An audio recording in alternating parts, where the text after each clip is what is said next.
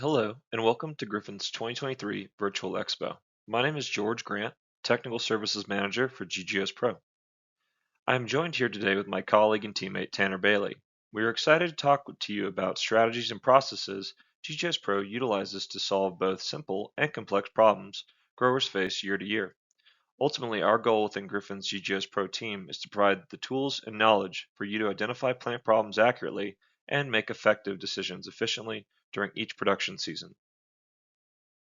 Before we jump into this presentation, I want to give our sincere thanks to Rick Yates, who is now officially retired.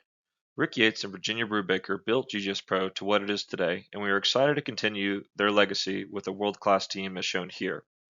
GGS Pro teammates are now spread out to the west, northeast, and southeast.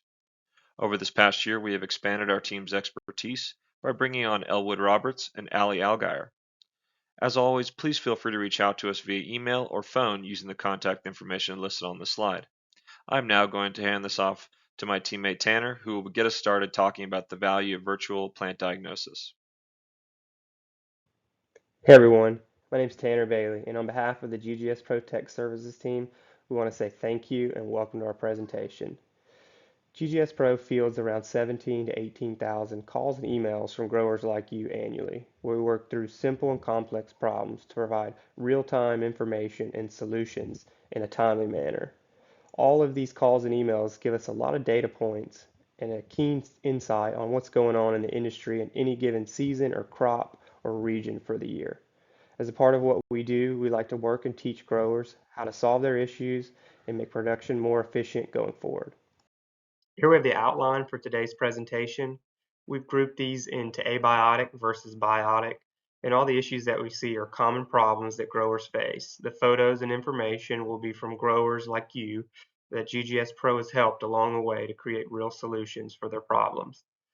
We didn't include sanitation for lack of time. However, we don't want to understate the importance of a clean foundation, as sanitation really drives the success and links a lot of these issues together. So starting clean and staying clean is the utmost important thing when it comes to starting and ending a season. Before we go deeper in the presentation, we just want to take a minute to highlight the importance of understanding multiple factors that can cause plant issues. We like to call them primary and secondary issues. Here we have a photo of a poinsettia liner that has obvious pythium in the root system causing damage. But upon closer look, we see that they're fungus gnat larvae. So actually, the fungus gnat larvae that are predating on the roots, adding stress and predisposing it to a pythium infection, they're really the primary issue. So digging deeper, asking the right questions allow us to highlight any underlying issue that may be causing a secondary issue. In this case, fungus gnats are the primary issue, and the secondary issue is a weakened root system, which is susceptible to a pythium infection. Here's a good example of why we rely heavily on virtual diagnostics, good photographs of the above and below parts of the plant, also good information based on the grower's feedback. That's going to give us a lot better information to go on versus a plant sample that shows up in the mail like this. And in most cases, that is what happens when we receive plant tissues. It just doesn't hold up in shipping, and it ends up being a waste of time for the growers and for the diagnosticians, as there's not much to go on in this case. So highlighting the importance of sending good photos, taking good notes, and providing that information, we can get a solution much quicker. I don't know about you all, but I have motion sickness looking at this photo. And this is an actual photo sent in by a grower. Sometimes we can't control the quality of the photos. There's different, grades of technology and phones. However, the quality of the photo and the information that you provide ultimately dictates how well we can diagnose the issue and provide you with accurate solutions. So there's a right way and a wrong way to take photos. Ideally, we want quality photos that are in focus, unlike this. Um, Whole plant photos, photos of the roots, photos of the entire foliage and canopy. Unfortunately, we get a lot of photos of a single leaf in someone's hand that doesn't give us a lot to go on. So keep in mind that the quality of the photo really drives how well we can diagnose and make recommendations for your product. So you have a problem and you reached out to GGS Pro via phone or email. we're going to ask multiple questions that let us drill down and get a good understanding of what's going on based on the information that you provide. So questions like what crop are we referring to? How widespread is the issue? Are we on one plant, multiple plants, a single variety, or multiple varieties? How is it distributed throughout the greenhouse in space? The timeline of the issue. Is this something that happened overnight, or is this been a gradual degradation of the plant quality? Also, other key notes to provide and have on hand when chatting with us are going to be what fertilizer are we using, what rate and the frequency of that application. Also, any recent pesticide applications that have been made to the problem crop, we're going to need to know that information.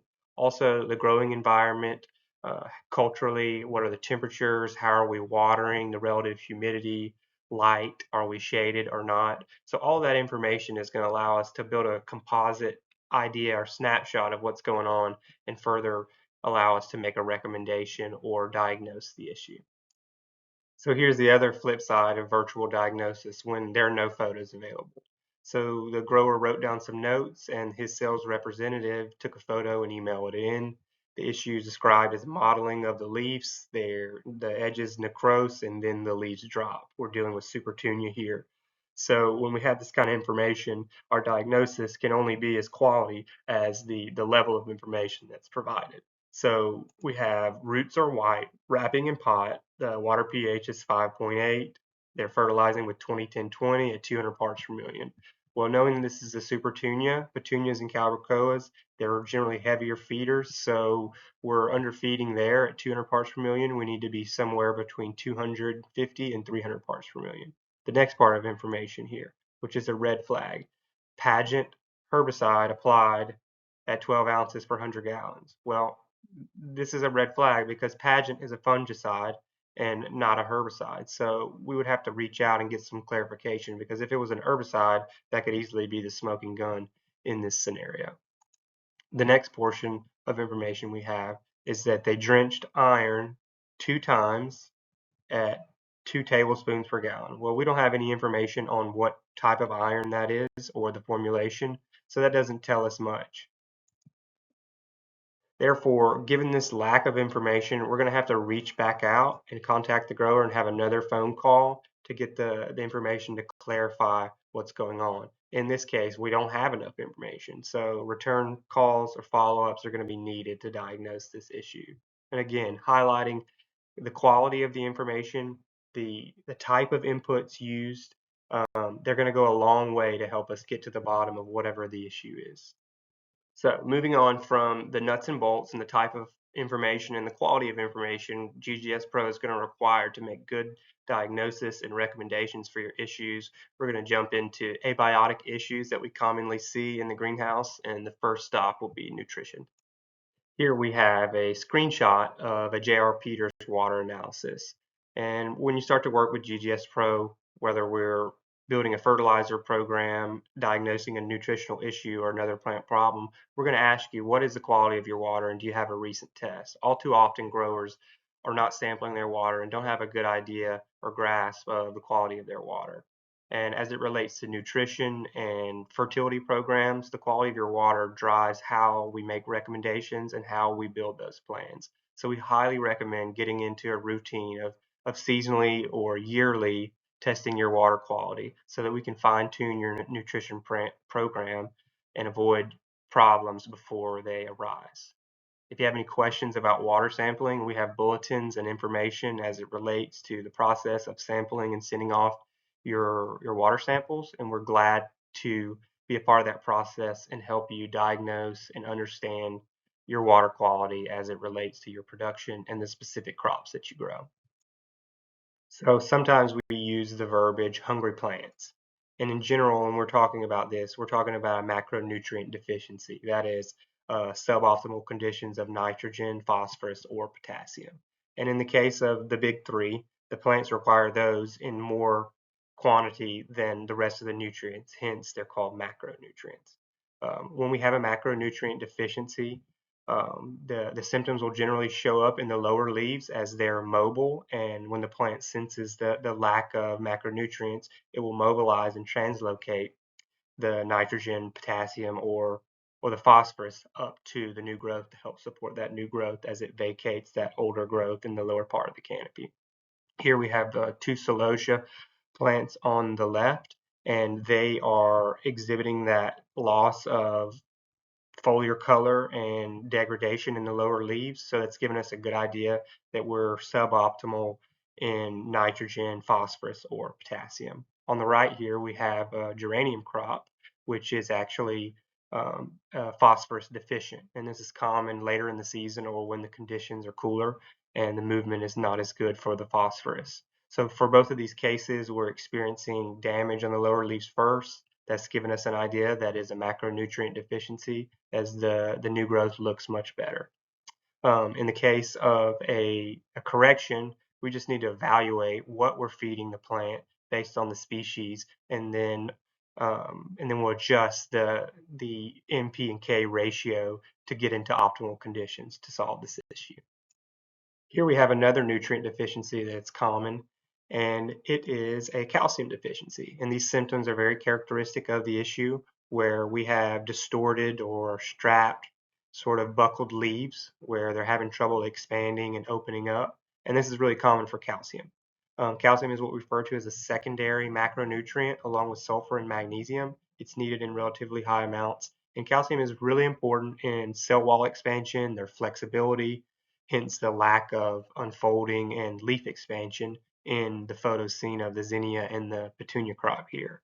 So calcium moves in the water stream or the xylem of the plant, and it is driven by transpiration. So anytime we're in low transpiration conditions, low air movement, low light, cooler temperatures, we're going to start to see any calcium deficiency show up in the growth tips with this sort of buckled upward cupping issue here.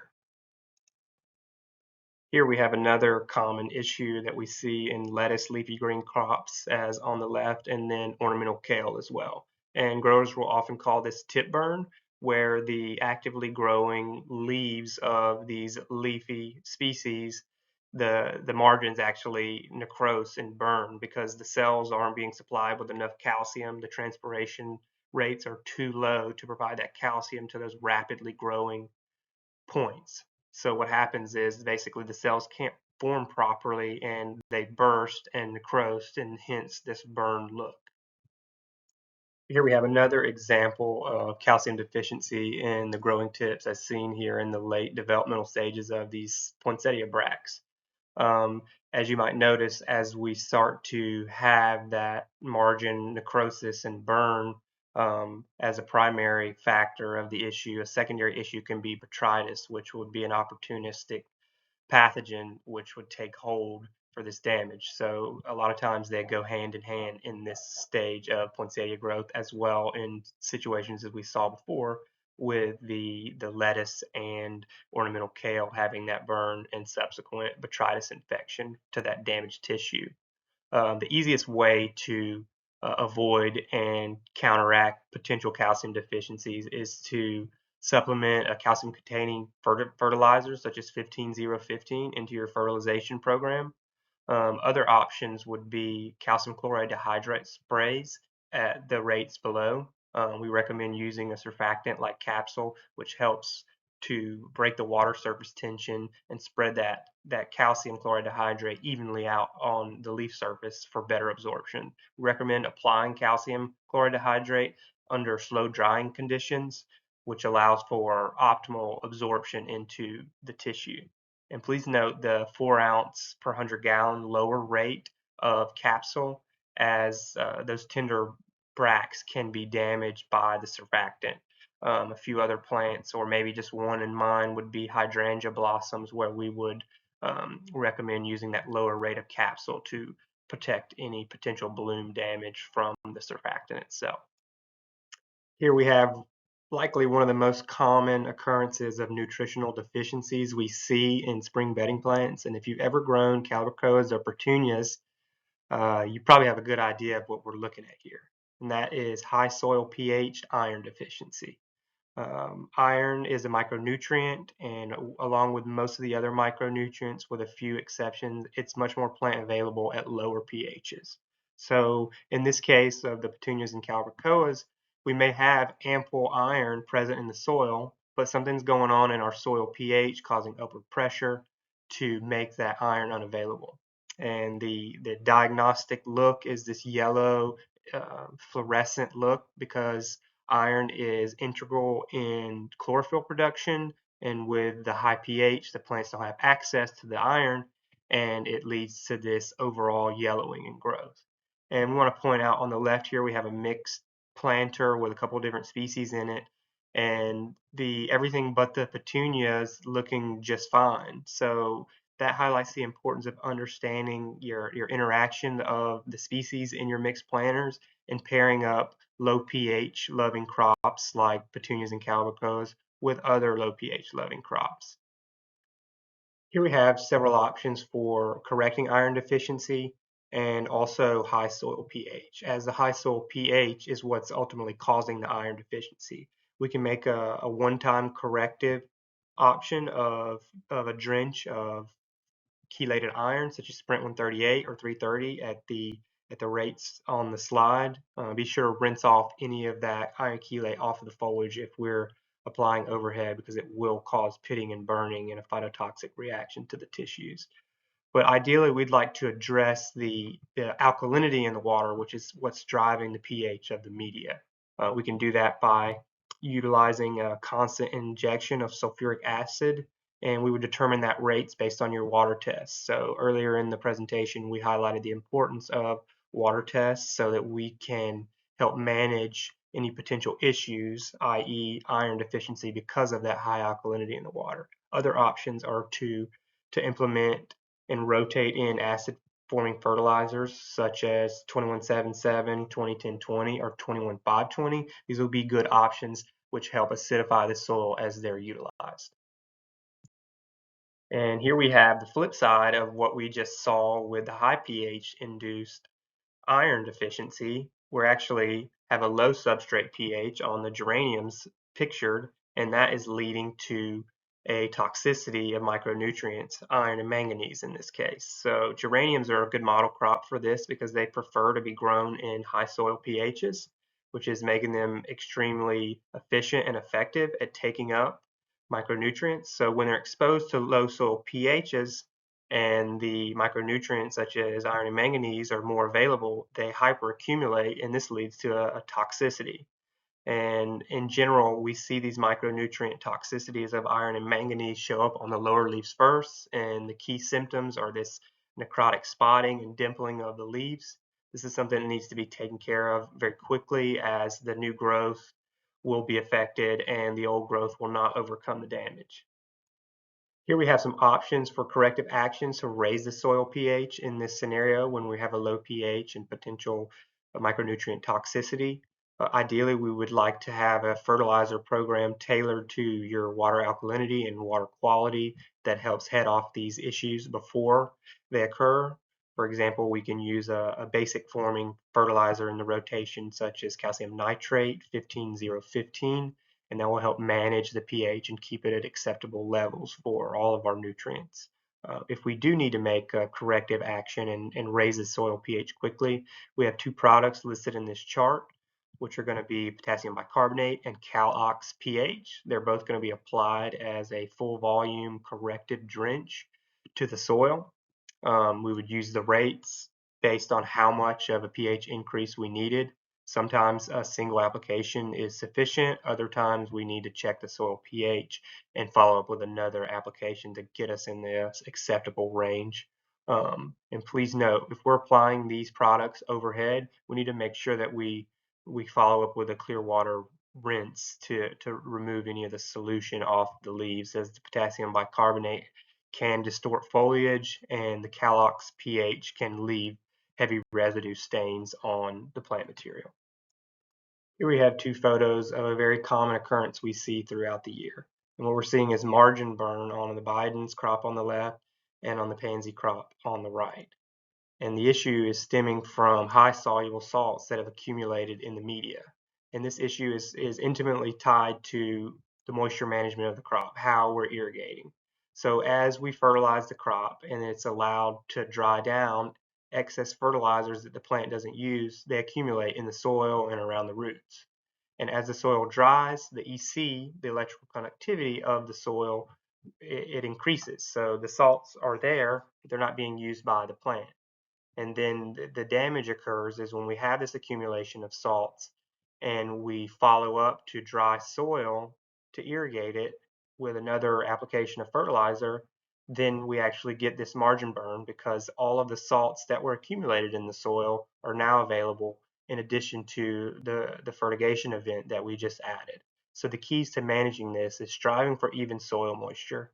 And if we do get into a scenario where we need to dry the plants down, we need to follow up with a clear water irrigation and not fertigation, because that will help solubilize the nutrients that are there and give the plant time to counteract and take up any accumulated salts from the fertilizer that we add more.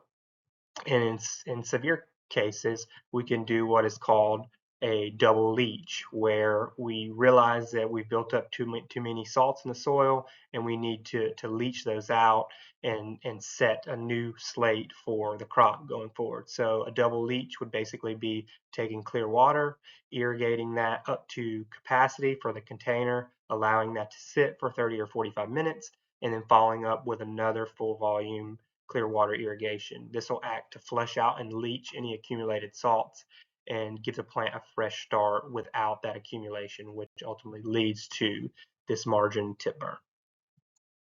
Now we're moving on from nutritional issues to abiotic phytotoxicities. We like to refer to them as phyto events, and that is something that we're applying to the plant material that's causing a toxicity and subsequent damage to the foliage and or blooms. One of the common phyto events we see in greenhouses is pictured here, where we have some herbicide damage. Maybe it was applied earlier on in the season, and as the greenhouse begins to heat up or production goes on, it volatilizes and causes damage throughout the house. Now, it must be noted that all pesticides have the potential for phytotoxicity to plant material. Factors that dictate this potential are going to be the type of material used, the concentration it was used, and also crop tolerances. Tomatoes are a good example. They're very, very sensitive to herbicides. And some of the things we're looking for potential phytotoxicity or herbicide damage, if we walk into a greenhouse and all the crops across all the species are affected in the same way, that's going to give us a pretty good idea that these plants are reacting negatively to something that was applied in the greenhouse. And as for herbicides, with tomatoes in this case, the type of herbicide really dictates the phytotoxic response, that is the damage that we're seeing, and also the longevity and how it's going to affect that plant for the rest of its life cycle. Here we have two really good examples of phytotoxic events in the greenhouse stemming from applications of plant growth regulators, or PGRs. On the left here, we have a impatiens crop that was applied bonsai or paclobutrazol either at too high of a concentration or too great of a volume via drench or heavy of a spray. On the right, we have a tomato crop that was given Sumagic or uniconazole at too high of a concentration or too high of a volume. And this highlights the importance of understanding the crop that we're dealing with and the plant growth regulator that is being applied as well, and how that interaction is going to affect the crop's life. And again, we like to say that applying PGRs is more of an art than a science, and highlighting the importance of understanding the label and the product and the crop that we're using it on. Unfortunately, the impatiens on the left, it will never grow out of that application, as it was just given far too much in volume or concentration. Whereas the tomato crop, it may bounce out of it given the fact that they grow very vigorously. But this highlights the importance of reading the label, understanding the crop, and utilizing that PGR in the most effective way. Here we have another common PGR phytotoxicity, and this is coming from the application of Cycocel, now known as Altercel. Altercel has surfactant properties, and generally we get this reaction not because of the concentration that is applied of the PGR, but rather the volume. So in the case of Altercel, we want to apply as a spray to glisten, not to drip. Luckily, we generally apply Ultracell earlier on in the crop, so there's a good chance that the new growth will grow out and cover this material up that is damaged. But this highlights the importance, again, of understanding the art of PGR application and the nuances of each specific PGR as it relates to plant health and potential phytotoxicity. Here we had an interesting scenario where we weren't sure exactly what was causing this damage at first, but after talking more with the grower, we realized that they had made a recent bleach or sodium hypochlorite application throughout the greenhouse for a sanitation step, and there was some overspray that landed on these plug trays of Lisianthus. So we want to highlight the importance of understanding the labels of the chemicals that we're utilizing and how we're applying them in crops that may be sensitive to said sprays in the production area. So how we're spraying, where we're spraying, and what we're spraying are of the utmost importance when applying chemicals in the greenhouse. Always read the label and follow it. Now moving on from phytotoxic disorders to another abiotic issue, which would be physiological disorders. And when we talk about physiological disorders, we're generally talking about plants reacting negatively to cultural management or environmental inputs that are affecting the plant's ability to normally produce foliage, flowers, or fruits in production. If you've ever produced mums or grew them this year in the Northeast, you likely ran into this issue as we had a lot of growers that were trying to combat and overcome what we call crown budding or premature budding in mum crops. There was a lot of rain in the Northeast, which reduced the fertility available in the pots, adding stress, coupled with strings of cool nights below 60 degrees.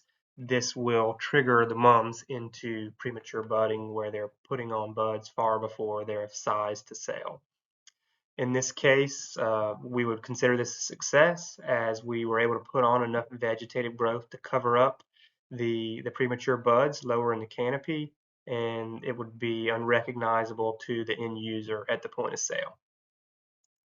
Here we have two more examples of premature or crown budding in the mum crop. On the left, that crop is going to be rendered unsaleable just because of aesthetics. Customer's going to be looking for something better than that that's round and more full and developed vegetatively. On the right, the other issue with premature or crown budding is the fact that we have a lot of blooms densely packed deeper in the canopy, which where there's not a lot of airflow and a lot of moisture gets trapped, which is a breeding ground for botrytis, which eventually was the downfall of this mum here on the right, where it eats away at the crown down deep in the plant and renders it unsaleable. There are multiple factors that contribute to the onset of crown budding in mums. One of those is going to be consecutive cool nights below 60 degrees Fahrenheit, as well as environmental stressors such as drought and a lack of fertility.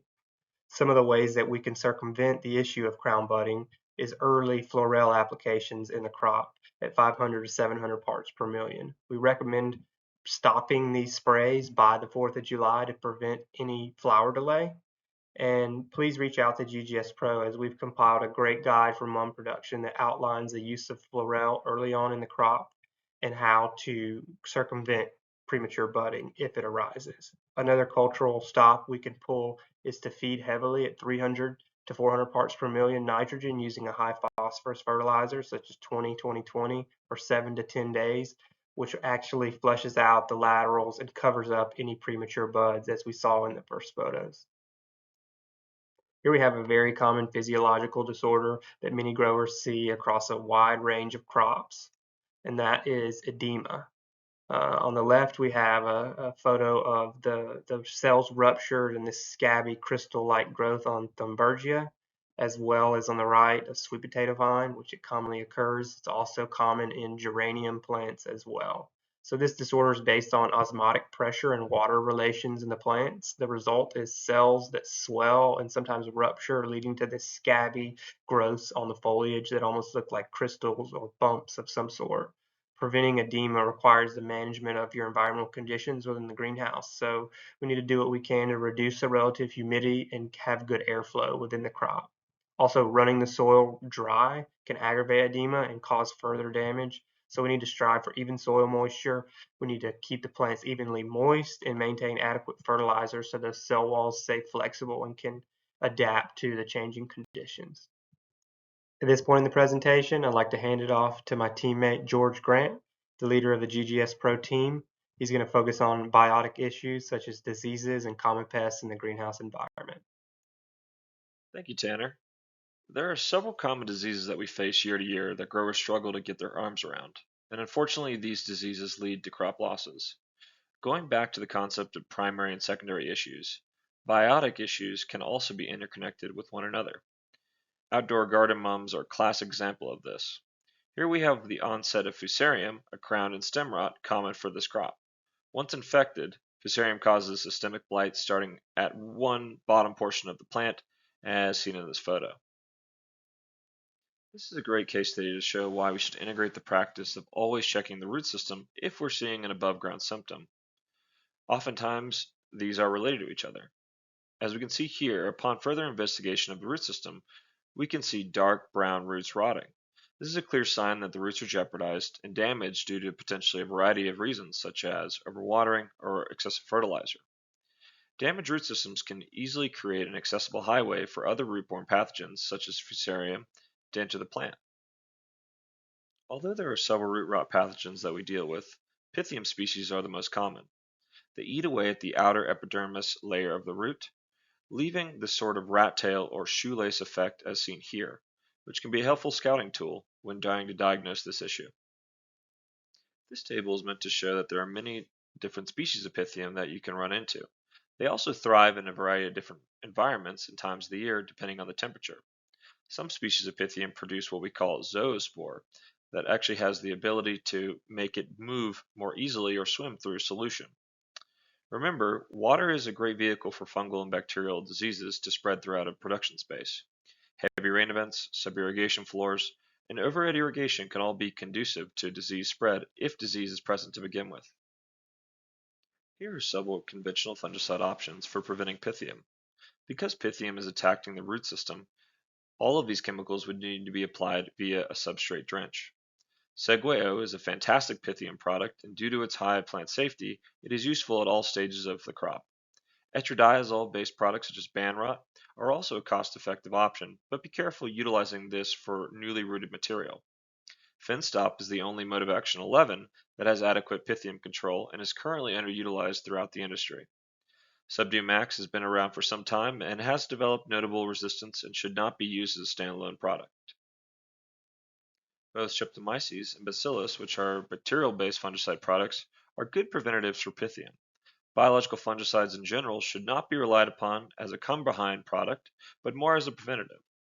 As you can see here, we have a preventative control and suppression properties listed for various root and crown diseases.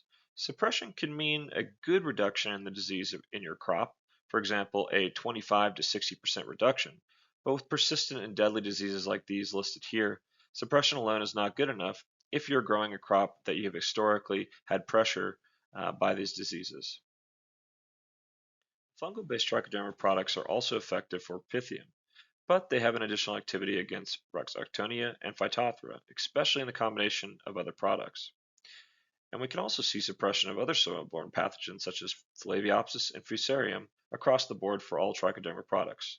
Collectively, these products can be very valuable due to their broad spectrum abilities. Moving up to the above ground portions of the plant, our disease of choice here is probably the most common and least picky when it comes to affecting a wide range of plant genera. Botrytis, or commonly called gray mold, because of the way it sporulates, can affect stems, leaves, flowers, and fruits of the plant. And it does so very quickly. Given the right conditions, primarily centered around temperature ranging from 75 to 82 degrees Fahrenheit, free moisture, and high relative humidity, botrytis can begin infecting tissue in as little as 2 to 3 hours. In this situation, the zinnias, which are a model crop for a variety of plant diseases, has water collecting between the flower buds and the leaves, making it a great place to rot off the growing points. Botrytis also attacks stems, creating a vascular blight that can kill the entire plant. Botrytis prioritizes those dense, blooming canopies or flowering crops where moisture can easily be trapped with minimal air movement. Here are a few common go-to botryticides we recommend for growers to curing and preventing botrytis. Some chemicals allow for sprinching or applying a heavy spray application to the point before a substrate drench, such as Affirm, Medallion, Mural, and Pageant, which are perfect for getting down into those dense canopies or hanging baskets when we have active botrytis stem rot occurring. It is important to follow the recommended label rates and rotate between modes of action to prevent resistance issues, as we really do not have that many options available to combat this common issue. Often mistaken for and can go hand in hand with botrytis is rhizoctonia. Similar to botrytis, the disease prioritizes high humidity, low air movement environments such as hanging baskets and propagation scenarios. It creates a stem blight, as seen here on these tomato seedlings, which appears as a dry rot where the outer layer of the vascular tissue is eaten away, causing the plant to collapse. This is commonly associated with damping off. Here we have another situation where in this tray, we have a dense amount of material and overlapping foliage, perfect for rhizoctonia to thrive. We're beginning to lose plants which appear at first glance to be due to drought stress. Upon further investigation, we can see that the rhizoc is attacking the crown of the plant, not allowing the plant to take up any water or nutrients, leading to desiccation and ultimately nutrient deficiencies. Fortunately, there is considerable amount of overlap between botrytis and rhizoctonia control options, as well as some additional options as shown with the addition of our mode of action 1 thiaminate methyl products in the first column. If you're wondering if this is cannabis, you are correct. Griffin supports all aspects of the green industry, including legal production of cannabis. Cannabis is also a great model crop for many of the disease and pest issues we see in ornamental and edible production. Here we can see fungal leaf spot, which can typically be distinguished by their circular appearance and necrotic area they leave in the center of the spot as the spot grows. Commonly, this necrotic area will actually fall out, leaving an empty hole in the foliage. This is a good diagnostic tool for identifying fungal leaf spots. Because there are several fungal leaf spots that attack plants, and they are not always the easiest to distinguish between each other, it is often safer to utilize a broad spectrum fungicide that has efficacy against several fungal leaf spot species. This table lists some of the major leaf spots we see, along with the conventional and biological foliar spray options for combating them. This is another type of leaf spot, however, it is caused by a bacterial species. Bacterial leaf spots, or BLS, typically fall into genera, either Pseudomonas or Xanthomonas. Both create black to purplish oily spots that do not have a distinguishable shape as they freely spread in every direction, typically in the direction of where water is present. Xanthomonas more commonly creates a yellow halo around its spots as it moves outward, but not always. Water via overhead irrigation or rain splashing are the primary vehicles for spreading BLS. If you are ever close enough to smell the plant, BLS produces quite a distinguishable foul odor as well. This is a serious disease, and oftentimes the grower should consider physically reducing the inoculum by cutting back or disposing of the heavily infected plants instead of trying to save them. There are several other bacterial diseases we see, such as Erwinia, which can take out an entire group of young plants almost overnight. There are also systemic bacterial diseases, such as a specific species of Xanthomonas that attacks geraniums. The industry has been plagued by this specific disease several times, and unlike other bacterial issues, this is systemically infects the plant, making it an automatic loss. Please reach out to GGS Pro if you believe you have Xanthomonas blight in your geranium crop. We'd be happy to walk you through the proper sanitation procedures. If you're able to catch bacterial leaf spot outbreak very early, growers have historically relied on a copper-based product, which will be listed in the mode of action M1 column. These are effective at knocking back the bacterial leaf spot, and then you're able to use something more preventative, such as Protect DF, or a biologically based bactericide located in the mode of action BM2 column. Clean Grow, which is a quaternary ammonium product, has also been proven to be a very effective bacterial product and is continuing to be adopted by growers as more experience and our knowledge base increases over time. As the name sounds, powdery mildew, or PM, produces a white sporulation on the top and bottom of the foliage. These spores can be easily spread throughout a greenhouse via wind and are most commonly seen in the shoulders of the season, such as the transition from winter to spring and summer to fall. It can quickly infiltrate the leaf tissue, causing chlorotic growth and eventually leaf senescence. Dahlias and powdery mildew go hand in hand. This situation is often confused with rhizoctonia, but PM can also affect dense canopies, such as in hanging baskets. Powdery mildew is a considerable cause for losses of petunia and caliber grower crops, so it's important to apply a fungicide that is approved for sprinching to make sure you get down into the canopy and get in contact where the powdery mildew is present. Mode of Action 3 has been an historically important fungicide for battling powdery mildew. Please note the addition of some newer products such as Avelio and Postiva, which are now available. If you have been using Eagle for several years, you may consider rotating to another Mode of Action 3 to help combat resistance. Our Mode of Actions 7 and 11s are also going to be staples for combating a wide range of fungal-based diseases. As we mentioned previously, Mural, Pageant, and Affirm are all effective sprint applications when we are fighting the disease inside the plant canopy. Cyto brings in a completely new mode of action group for the horticulture industry, which also will allow growers to bring in a preventative tool for powdery mildew. This table provides several biological-based fungicides primarily to help prevent PM from developing. These options are very important to assist edible and cannabis growers that routinely run into powdery mildew issues. Recognizing that this is a coleus crop alone should help you know what this disease may be. Despite the name, downy mildew is much different than powdery mildew and is actually more closely related to Pythium and Phytophthora. It can look different depending on the crop it is affecting. It can be very difficult disease to correct and can be easily spread by overhead irrigation. If you're watering your crop and a white plume of smoke, which are actually spores, come off your foliage, you will want to check to make sure you don't have downy mildew. There are many species of downy mildew, and oftentimes they target a specific species of plant. For example, impatiens downy mildew, which is one of the primary diseases that creates losses in impatient crops. Their sporulation can be white, brown to purple, and almost always, with a few exceptions, sporulate on the bottom of the foliage. The first corrective action, once you have identified downy mildew in your crop, is to remove and dispose of infected plants. From there, you will want to begin rotating between various modes of action, as listed here. We see a variety of different modes of actions we haven't seen before, such as 44, 33, and 40, which all come in handy in dealing with this pest. Our phosphonates mode of action 33 are a versatile set of products that provide surprisingly good success against both downy mildew and Phytophthora, along with providing a variety of plant stimulant properties. Segovus is one of the most effective downy mildew and Phytophthora products on the market, providing a residual control of 6 weeks. If you're a large impatiens grower, we heavily recommend having this product in your toolbox. Although Subdue Max has noted Pythium resistance, it is also a cost-effective drench product that can be used preventatively for downy mildew. Briefly, we wanted to mention some diseases that are not always thought of as contributors to great losses, but can range in the severity and confuse growers when found. Starting with viruses, these can range widely in their symptoms based on the virus and the crop they infect. They can stunt plant material and create interesting abnormalities or molting in the foliage as well as the flowers. Depending on the virus, it can be vectored by insects or physically through cutting tools. As Tanner mentioned earlier, sanitation plays a key role in preventing diseases such as viruses from sticking around from your operation season to season.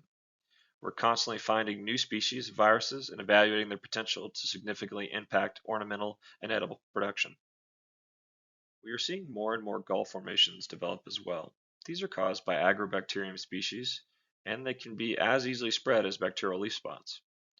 If you are producing your own stock plants for propagation that potentially might be susceptible to galls such as citronella, as shown here on the left-hand photo, be sure to sanitize your tools appropriately and scout for this aggressive disease. Moving into the final portion of our presentation, there are many insect and mite pests that we run into as we inherently are an industry of diversity when it comes to the genera we grow. We'll focus on some of the most commonly seen, easily distinguishable pests and their chemical options for controlling them. The first pest comes in every shape, size, and color. They also come in great numbers if left unchecked. All of you watching this presentation have run into this pest at some point, and this is the notorious aphid. Fortunately for this specific plant, we have some ladybugs ready to hatch from those orange eggs to begin feasting on this high population of aphids. However, for most growers, a combination of both pesticides and biological control agents are necessary at this point to combat this omnipresent foe. This is a hydroponic lettuce producer that brings the word infestation to a whole nother level. We cannot emphasize it enough. Aphids reproduce quickly and aggressively by basically birthing clones of themselves on a continuous basis. If for whatever reason you are not able to actually find the aphids, we can typically find their calling cards. Aphids leave a bright white cast skin when they molt, which is a dead giveaway aphids are present, as seen in the photo on the left. On the right, we can see signs of heavy aphid feeding by the development of sooty mold. Basically, the honeydew or waste produced by the aphid falls to lower foliage, providing a great food source for sooty mold to develop. Whiteflies are a great producer of the secondary issue as well. This table shows some of the major aphid control products used by greenhouse producers. Our neonic, or mode of action 4A group, has been around for a long time, and although they still play a valuable role in crop protection strategies, we're seeing more and more resistance issues with this series of products. There are other products in the mode of action 4 group, such as Expire and Altus. We need to be careful to not rotate between two modes of action in the mode of action 4 group, regardless if they're in different subgroups. Endeavor, Rycar, and Bentigo are all feeding blockers that stops aphids' ability to actively cause damage quickly. Contos and Mainspring are both long residual drench products, whereas Prodia and Aria are effective spray options.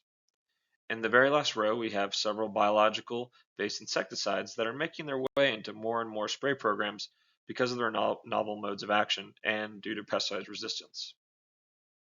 As with aphids, this next pest has a very fast reproductive cycle, developing into adults within 7 to 14 days after hatching from an egg. This is Thrips on Verbena. Thrips have two larval stages, abbreviated as L1 and L2. They then typically drop to the soil surface, where they then pupate into an adult. At the adult stage, they have the ability to fly and spread across production facilities much quicker. One adult thrip can lay several hundreds of eggs, so early scouting and proper biological or chemical control cannot be stressed enough with this pest. Fortunately, thrips can be seen with the naked eye as a yellow to tannish toothpick-shaped insect, which also move fairly quickly. You can easily knock them from the foliage or flowers onto your hands or a white sheet of paper, calling this the bee test. Fortunately, this allows them to be fairly easily identified if you know what you're looking for. Thrip populations can thrive off feeding on both vegetative and floral portions of the plant using their rasping mouthpart.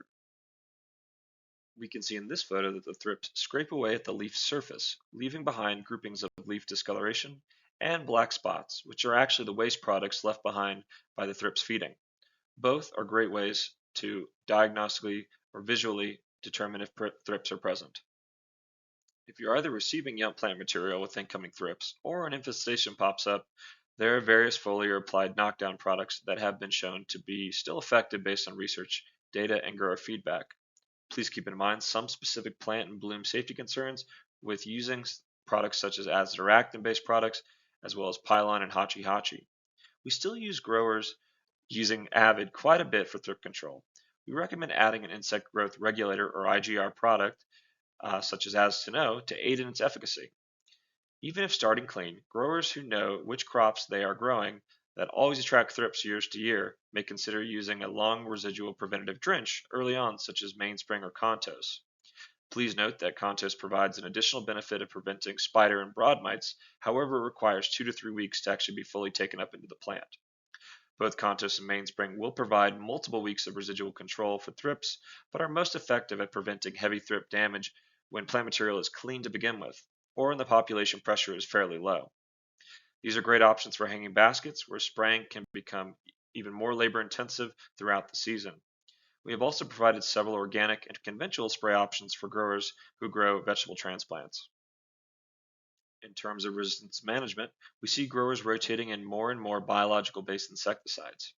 Here are various options to consider which utilize fungal-based insecticides like Bavaria bassiana-based products coupled with an azoractin-based insect growth regulator. Here's a recommended program using a microbial or biological-based product in conjunction with an azoractin IGR. Adding in an IGR prevents the insect pest from developing and shedding its ectoskeleton, which provides more time for the fungal spores from the microbial insecticide applied on the insect to sporulate and penetrate the insect, ultimately killing it. Because many of these insects have quick life cycles, multiple frequent applications are needed to control the next generation of hatched pests.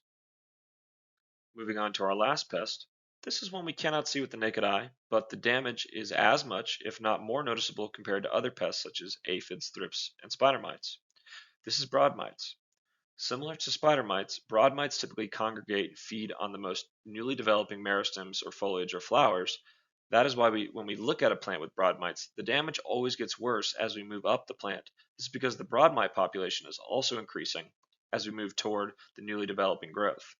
When broad mites feed, they actually inject a toxin into the plant that causes the plant not to properly divide or expand. This causes plant foliage to curve inward or downward, overly express a green color, and become distorted. They also produce an almost leathery texture when touched, as seen here on these impatiens, a magnet crop for broad mites. Here we can see on this Gerber daisy the type of damage a broad mite can easily ensue. Mother Nature is pretty amazing. Because this mite has the ability to inject the toxin into the foliage and change its texture, it has a better chance of hiding from predators and chemicals under these sort of curled leaves, similar to how a spider might uses webbing as a protective mechanism as well. It's worth mentioning that broad mites are incredibly good hitchhikers. They can quickly latch on and off to an employee as they walk between rows of a crop or benches within a greenhouse, as seen here in this cannabis operation. Mites and other insects use people, structures, and plants as their primary ways of traveling if they do not have the ability to fly. Unfortunately, the toolbox for controlling broad mites is even smaller than for spider mites. The products listed in this table, which are italicized, are considered translaminar systemics, which means if they are sprayed on the top of the leaf or petal, they will be absorbed down into the underside of the tissue. As mentioned, broad mites are very good at hiding into distorted downward-facing growing tips, making miticides such as acari, sand mite, and oils, which are all effective if direct contact is made, less able to control populations simply because of the mite's ability to hide. It is mentioned that Avid has developed some resistance against spider mites and thrips. However, it is still fairly effective against broad mites. And once again, Contos is the only product that can be applied as a drench for spider mite and broad mite control, providing a long residual if there are no potential phyto issues with the crops that you're growing. And with that, that concludes the session. Thank you all again for joining us for this presentation. We hope this has provided some strategies to help you identify and manage various issues you may run into season after season. If you have any questions regarding this presentation or would like to start a dialogue with GGS Pro regarding other opportunities to help enhance your operation, please reach out to us using the contact information below. We hope that you enjoy the rest of your virtual show and hope to see you in person at our live expo in Edison, New Jersey next week. Thank you.